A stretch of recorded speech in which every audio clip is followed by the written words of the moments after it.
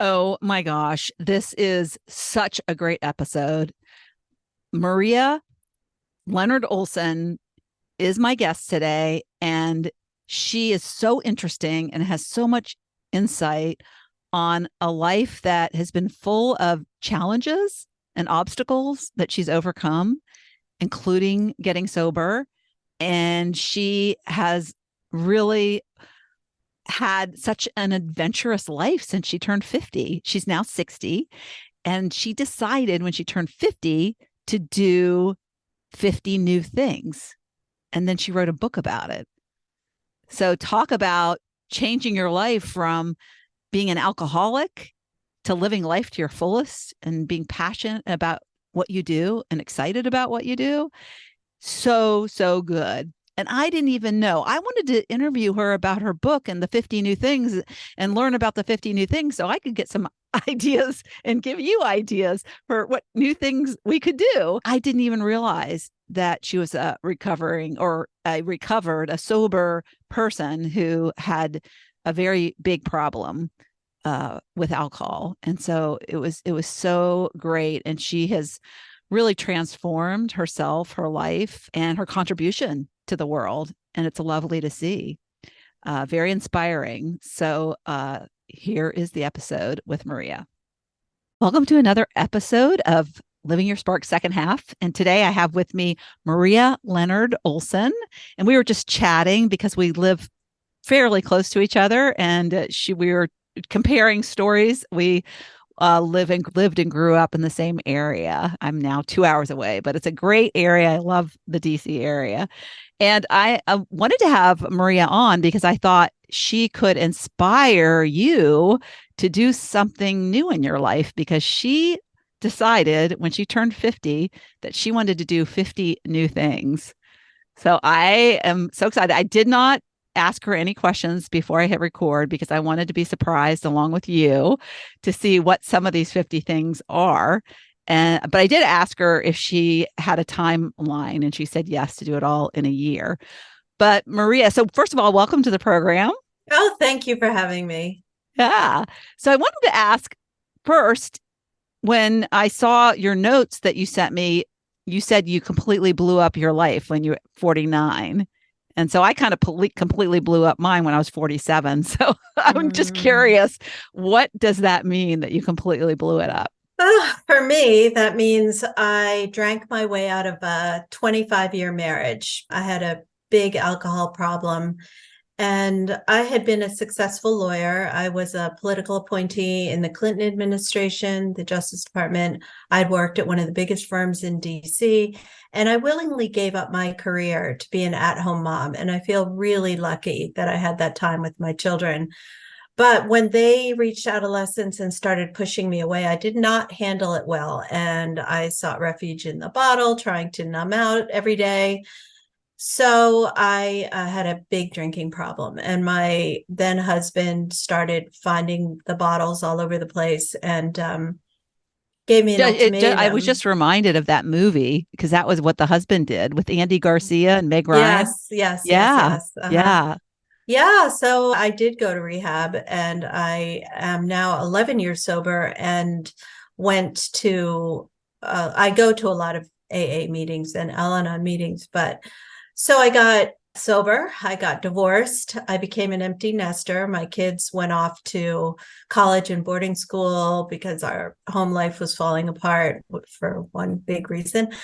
And I was living alone for the first time in my life. And I felt very much adrift, rudderless. And so I was turning 50, and my previous milestone birthdays had been really big affairs. And people kept asking me, what are you going to do for your 50th? And I wanted to hide, but instead, I decided to try 50 new things to determine how I wanted to live the next chapter of my life. And I Mm. didn't intend to write a book, but people kept asking me for my list. And so I knew it resonated with people. So I ended up writing this book, and I found an agent quickly, got published by a good publishing house, got great reviews, including editorial reviews. So it took off. It How long did it served, take you to do? Well, first of all, I guess you spent your 50th year doing all those things. And Right. then did you start writing it as you were doing Yes. those things? I did. I keep a journal, and I started after I got an agent and a publishing contract. I started writing what I learned from each experience and change. And so, yeah, it took the publishing process, at least with traditional publishing, takes, I'd say at minimum a year to go through all the edits, the selecting a book cover, the marketing, the placement. So yeah, it took another year plus to get it to market. And then I started a book tour, and I did a TEDx talk that summarizes what I learned in this endeavor. The TEDx talk was at City University of New York, and it's called Turning Life's Challenges into a Force for Good, because this book has helped thousands of people break through difficulties in their lives, up-level their lives. And I think in our culture, the milestone birthdays hold a lot of significance for people. And people, as they enter midlife, are less likely to want to have a big blowout party.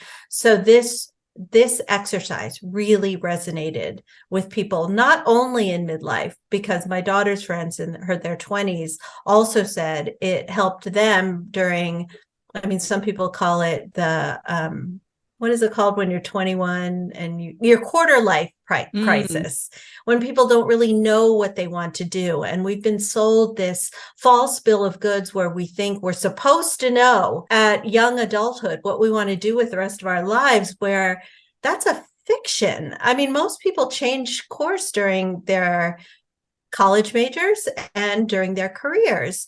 And I am very much an advocate for discovering many passions and allowing yourself the flexibility to try new threads when things resonate with you. So I no longer think that there is one soulmate for each person in the world. I think there can be many soulmates. I also believe that if you choose one linear path, you're likely foreclosing many beautiful opportunities. I love that. So Yes. so Yes. so I did these 50 new things, and the editor wanted me to group them into categories, which I did. So the categories include lifestyle changes, thrill-seeking ventures, travel, learning and teaching, spiritual endeavors. Can you touch on a couple that were the most profound? Yes. And I'd love for you to share a couple, and they might be the same, but a couple that you were really scared to do and you pushed through that, because I'm all into pushing through your fear and trying. It's outside your comfort zone, which I'm sure a lot of those things were for you. Yes, they were indeed. So the most dramatic thing that I did is I sold most of my belongings, put the rest in storage or donated them. And then I moved to Nepal, high in the Himalayas, 8 hours walk from the closest road. And what that became, I volunteered at a school, and I had a Nepali friend who put me in touch with friends of friends who got me to the poorest region in Nepal. And what that became for me was an exercise in cultivating gratitude, because the children that I worked with had very little. They didn't even know if they would eat that day.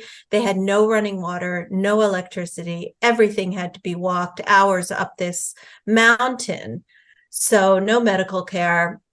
Many of them lacked shoes, and there was snow on the ground. I was put up with a family that gave me their bed of honor, which was a table with blankets on top of it. They don't have the things that we take for granted. So when I came back from that, it really reset my life, because I no longer take for granted the fact that I have access to clean water and medical care just because I happen to live in this country. There is an enormous safety net for Americans. And tell me, how long did you live in Nepal? 2 months. Okay.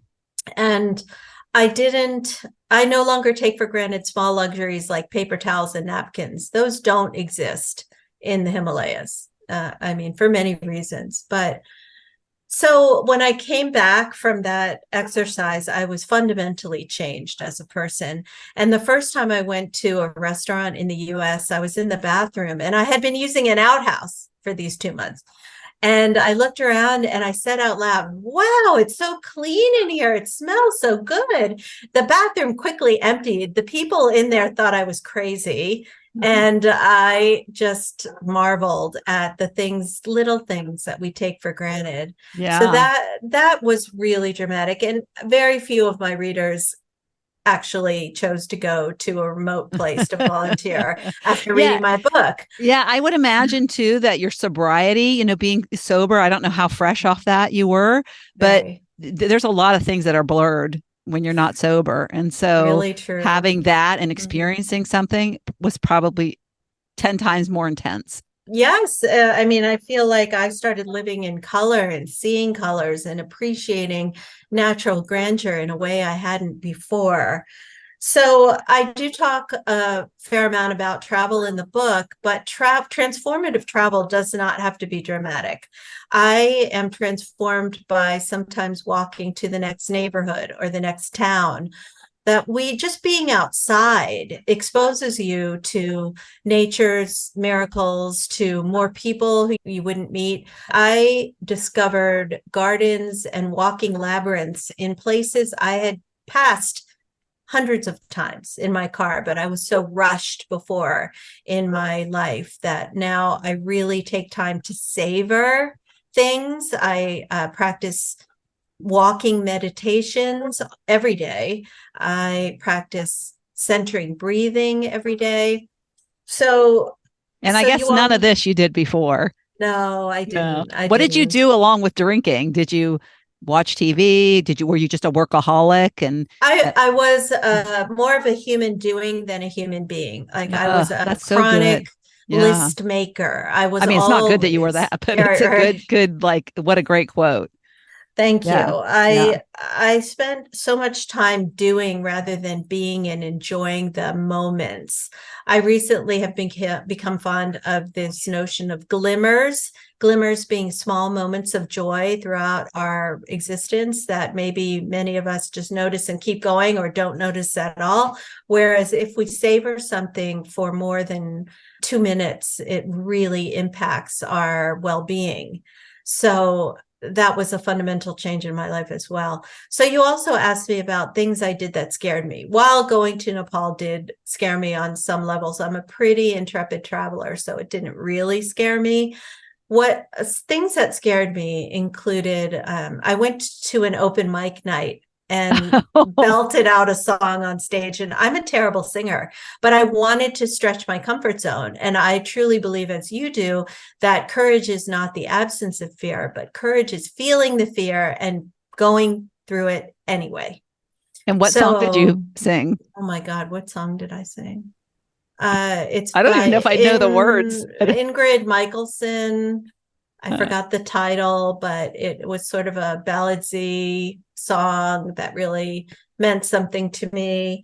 And I left the stage to polite applause, wan applause. It was terrible. And I'm never going to do that again. But what it did is it made me more brave to take the stage for my speaking engagements and for other venues. So I'm not scared to speak on stage anymore. And in fact, I spoke at the National March to End Rape Culture in DC, and I wasn't intimidated at all. And after I spoke, I was surrounded by young women who said, I can't believe you said that out loud. Sexual assault and sexual abuse are part of my story. And I kept that under wraps for decades, and it kept me sick. Secrets can keep us sick. Yes. So now I share about that in the hope of helping others not feel so alone and feel empowered to seek help.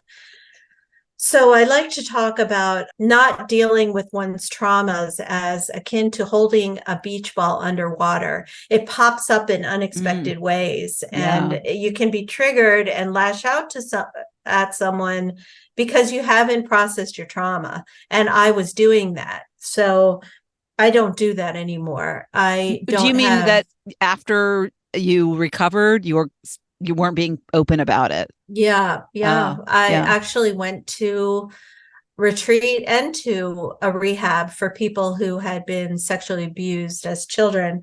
And I needed to do that because I was full of shame over what had happened to me. And now I realize I was a child. It's not my fault, but I didn't tell anyone. And so I felt complicit in what had happened. So I don't feel that way anymore, but I needed to pay attention to it because it doesn't just go away. I mean, I did put a Band-Aid on it, but it was still there, and it was still permeating my sense of self and my relationships. So I had to do something about it.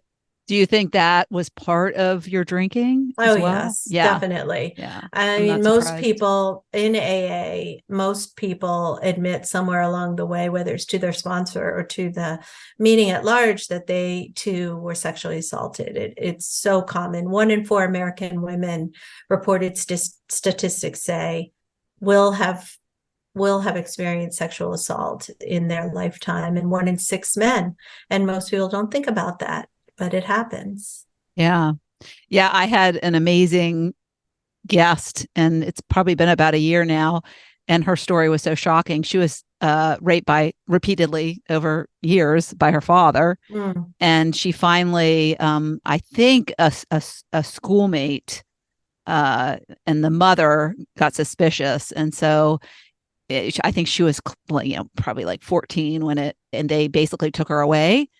And then they ended up putting her back into the home because the dad went to rehab and came back out after 3 months and didn't change. And then she had to go back into the home, and then it happened again. And it's just, of course, this was back. I think the court system is much better now. This was back in the late 70s, like early 80s, I think. But, just heartbreaking of, what some and many women go through. Yeah. And I would like to tell your listeners that they are not alone. The Me Too movement empowered a lot of people to come forward. But one of the most impactful things I did, actually just 2 years ago, is I went to saprea.org, which has SAPREA, which has a lot of information and resources. And they host a free retreat for adults who were sexually abused as children, women. So I would really encourage your listeners to look into that. It is so impactful. And even though I have done a lot of processing and healing, it gave me additional tools to not only help myself, but to help others. In AA, I sponsor a lot of women, and it's part of their stories more often than not. And so it helps me help them too. Yeah, my best friend from college, we were roommates in college.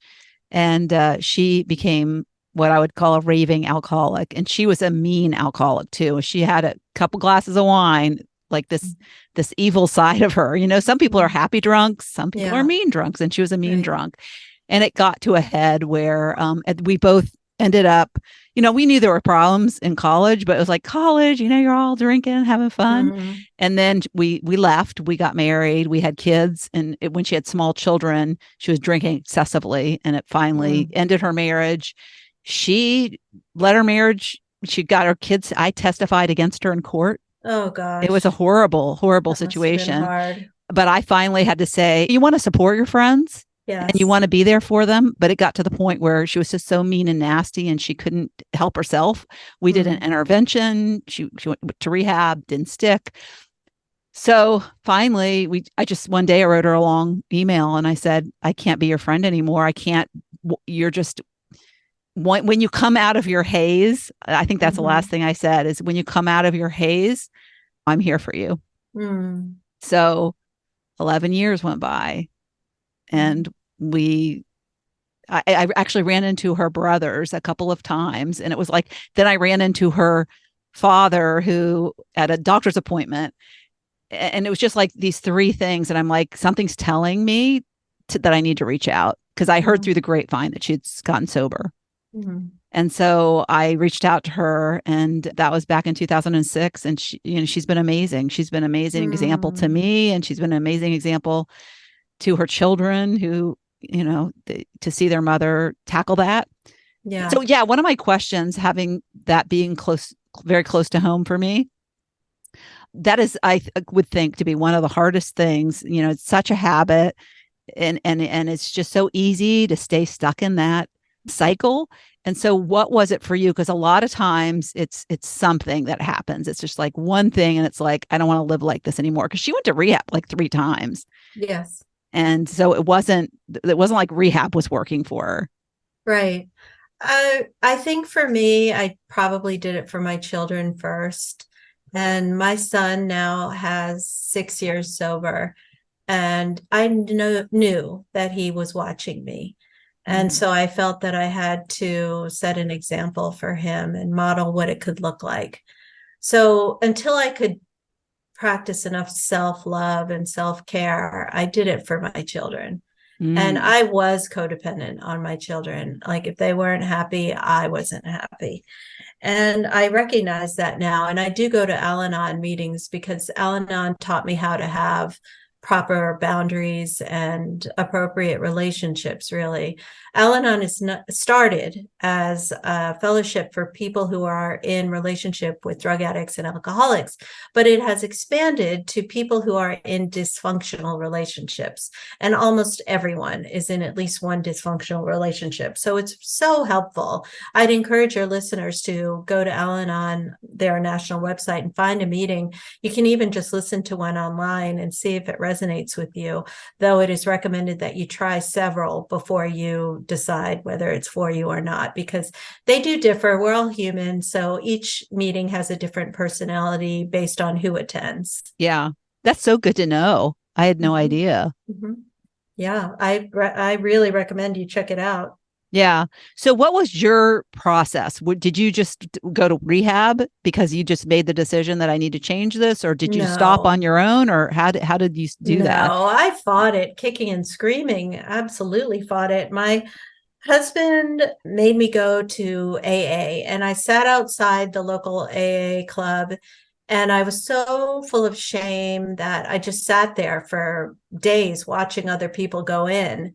And then I started seeing people I knew go in, including people from my church. And so I decided to go in, and I ran into someone I've known since I was 6 years old, and he introduced me to my sponsor and the women who became my sober sisters, who loved me until I could love myself. And I was on what we call the pink cloud, where you unburden yourself, you feel so great about everything. And then I relapsed, and relapse is a common happening. And for me, the relapse was because I did not believe I deserved all this love and all this healing. And so I went out again and went to another rehab. And Because you are shameful of your relapse? Yeah. yeah. And I knew that there were so many layers to this particular onion, and I was scared to peel back what was underneath. Yes. So it took a while. And one of the That identity rehabs, was probably better to adopt than your mm-hmm. authentic identity, which had to Yes. reveal all that. Yes, true. I felt Yeah. like if everyone knew really what was underneath this and what I came from, no one would want to be near me. I had so much shame, and shame is so corrosive. So I needed to do the steps of AA over and over again. I needed to go to therapy, and I needed to really reflect on who I was and who I wanted to be. And I even had suicidal ideation, thinking that my kids would be better off without me. And once in an AA meeting where I was really falling apart, a homeless woman came up to me and said, "If you think your children are messed up now, they will be more messed up if their mother commits suicide or dies by suicide." And that really struck me, like, oh my gosh, you're right. You Was are that random? right. Like, should she just like read your mind, you think? No. Or you? I talked about it in the Oh, meeting, and oh, she okay. grabbed me after the meeting and said this to me, and saved my life, really. Because how true is that? Yeah. We often are so sick, when those of us who have suicidal ideation, that we don't play the tape through and think about what that will do to people who care Yeah. about us. So Yeah. I'll never do that again. No. Well, that's good. And think of what your life has become. Mm-hmm. How Yeah. how beautiful is that? Yes. Finding Agreed. yourself. And it's interesting too. Like, I'm sure your husband went through a lot dealing with that, but it's interesting that you chose to part after you did. Was that after you got sober, or Yes, it yeah, was. I didn't want a divorce. yeah. I came from a broken home at a time when it wasn't that common, and I was miserable. I was really sad that he wanted to end the marriage. I understood it, but I didn't want to end our marriage. And I pled with him, please don't do this. Please don't do this. But he had made up his mind, and I still love him. I love him more like a brother than a spouse. He remarried, which also really hurt me. And the day of his second marriage, I gathered my best friends in the world and invited them to a marriage to myself. Oh, that's a great Yeah, idea. I have written about it. You can look at my blog. I've written about this and for other publications as well. But I said vows to myself that no one is responsible for my happiness but me. Oh, everybody needs to do that before they get married. Yeah, What a great yeah, idea. yeah. And it was healing for me. I knew I was going to be sad on his wedding date. My kids were going. I don't even Yeah. like to think about it, but I know that I am responsible for my life and my happiness. And if I don't like my life, it's up to me to do something to change it, because not doing anything is a choice too. It is settling for status quo. I don't do that anymore. So I know what it takes to make me happy. I know what brings me joy. When I was in my deepest depressions, I couldn't think of anything that brought me joy. So my therapist would have me write down things like chocolate ice cream, sunsets, like little things, until I could find things that I could do, like helping another person, alleviating the burden Yeah. from someone else Yeah. brings me joy. Yeah. It's a different kind of joy. Yeah. Joy for me in middle age is more akin to contentment, serenity. It's not like the wildness, the parties, the socializing of my 20s and 30s and even 40s that I thought brought me joy, but that was so fleeting. Joy for me now is so much more longer lasting. Yeah, deeper joy. I think Mm-hmm. of those when you say the parties and that kind of excitement. To me, that's just like it's like kind of adrenaline rush. It's just a Yeah, yeah, temporary thing, and you have to recognize it for that. yeah. Because a lot of times people who aren't happy inside, they need those things, and they keep trying to fill. And then when they don't have them, they're not happy. And I would rather be Yes. happy when I didn't have those things. So Yeah, there's that's yeah, something I've read a lot about called the hedonistic effect, and it has to do with something I changed in my life, which is things, items don't bring us lasting happiness. They're temporary. It's a hedonistic, wow, look what I have type of yes. feeling. But it's experiences and relationships that bring us a deeper sense of contentment. Hmm. And I think that the pandemic underscored that for many of us, Yeah. that we could do without going to the store for things. But most of us were really, really set back by not being able to spend time with the people we love.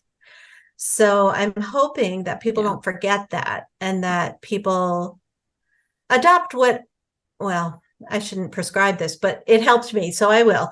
That I practice my own brand of minimalism, which is for every one thing I bring into my home, I get rid of, donate, sell, dispose of two things, so that my kids are not saddled with personal belongings, a lot of personal belongings of mine when I die, which is what happened to me when my father died and when my stepfather died. There was just so much stuff. Nobody needs that much stuff. And if anyone in my family, for instance, wants to give me a present to commemorate something, I always ask that it be an experience. Like, let's go to dinner Yes. instead, Yeah. or let's go on a trip. Or, I mean, my son, who you know is a social media star, Yes. a Well, the listeners millionaire. don't know this. She has a son who has how many million on? Well, on TikTok, 11 million. On Wow. Yeah. Instagram, Yeah. I think it's 5 million on his Yeah. two accounts. But follow him at Chris on TikTok and at Chris Olsen on Instagram. Yeah. He started making TikToks during the pandemic and is now a millionaire based on his TikToks alone, and has won many awards and has been featured in the media in many things. He even got to do a red carpet show at the Cannes Film Festival, the Oscars he covered for TikTok. anyway, he was People Magazine's sexiest TikToker alive. So Oh, how funny. he's crazy successful, and I'm so happy Yeah. for him. And this is this child who went to rehab and had a significant drug and alcohol problem. Well, But he's probably older and wiser than his yeah, years absolutely. He because of that. is. Yeah. Absolutely. Going through recovery. Yeah. Right. But what I was going to say is I just turned 60 last month, and my son, for my 60th birthday, bought me a business class ticket to Bora Bora. Mm. I mean, wow, the circle has closed. Can you believe it? A 25-year-old bought his Yeah. mom a ticket to Bora Bora. That's really Yeah. amazing to me. Yeah. Not something I would have foreseen. Yeah. And was that something you wanted to do, or was Oh, it a complete yeah. surprise, or No, yeah? no, no, no. It was something I wanted to do for my 60th birthday for a long time. I have a relative who owns an overwater bungalow there. And Mm. so I rented it and invited my two best friends from law school to come with me. Fun. Yeah. Oh, how fun. So that leads me to what you just had this amazing trip to Bora Bora. What's next? What are you most excited about and looking forward to in your Well, in the next decade? right, right. Travel is huge for me. It really brings me so much joy and learning and perspective expansion. So I have been to 60 countries, which was a goal of mine for 60, and I'm hoping to Oh, be at that's a book. 65. That's a book. Yeah, yeah, yeah, 65 for my 65th birthday. But I am writing a book on the unintended consequences of DNA testing, because I found out at about 6, 7 years ago that the father who raised me is not my biological father, Wow. that I am the product of a one night stand. And this is not You're Oprah. this is not an That's uncommon right. experience. So I'm writing a book about that, how to deal with it, how to find help, the legal ramifications of DNA testing. So I'm writing a book about that. Yeah, you could have And somebody could find you, and you could have a what I'm a blood relative is what the word I was looking for, a blood relative who committed some murder, which is it's kind of true, helpful for investigations. But yeah, there's all kinds of stuff true. with DNA Lots of testing. stuff happen. Yeah. So those are things I will do. I have dreams of having a talk show. I do have a podcast called Becoming Your Best Version, but I'd like to have a network talk show. And I would like to have a comedy series called Julipina, a Jewish Filipino. There are no Jewish Filipinos. And I just found out that my biological father is Ashkenazi Jew. I'm 50% Ashkenazi Jew, 50% Southeast Asian. And I think, I mean, it is hilarious, the hilarious things that happen in my life. So I'd like to pitch that to Netflix or Amazon or something like that. Yeah. That is very interesting. I do not want to get my DNA tested. I don't blame I know you. I'm a mutt from, that's like several European genes and yeah, I don't know. I just don't, there's something about somebody else having that level of data. It's just makes me uncomfortable. Well, I've done a lot of research about it, and there are a lot of privacy concerns that people don't realize. So you're wise to reflect hard on it before you do it or not do it at all. Yeah. Yeah.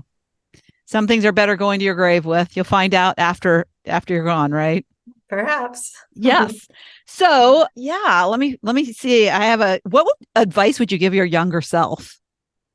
I would give my younger self the advice that one should surround themselves with people who encourage you, who lift you up, who set aspirational goals for you via their model, because the negativity bias is alive in all of us. And the people you spend the most time with are the people who will influence you the most. So although I'm still close friends with people from childhood, I would have earlier in my life sought mentors, sought the company of people whose lives I wanted to emulate.